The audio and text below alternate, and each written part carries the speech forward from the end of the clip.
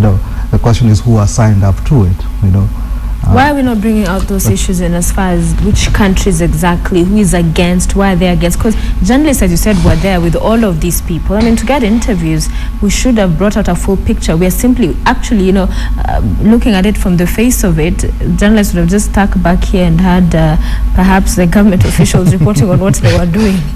That's the problem, especially when you're traveling to a certain country to cover events like the AU, where you rely on official information given from. But they're there with these other countries, Mosoko. They're not relying. You see, they're not back here. They're in Addis with all these other parties. You know what happens in covering such AU conferences is that there are side meetings, there are lopings.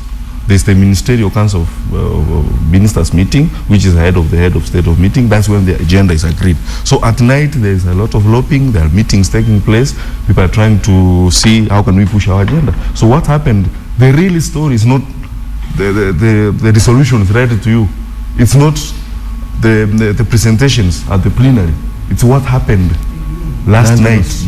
So what happens, unless you have sources, especially now, if you are coming from Kenya, your sources, the government minister and the PS who are in that meeting at night, they cannot give you the truth. So unless now you are well connected, that's why the international media sometimes beats us, because you see the international media probably has sources from 5 countries, foreign ministers from 5 countries, so that international journalists will be able to get the real story of what transpired the night before what was read at the plenary. So as what we report is what has been said at the plenary and the resolutions which are read.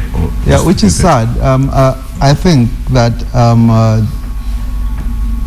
prior to us heading, we shouldn't be covering just the summit, the fact that leaders met.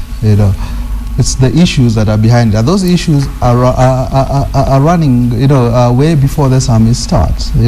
If our journalists were actually interested in finding out what Mauritania thinks, what Angola thinks, these are things that have been discussed, and it's phone calls that you can make.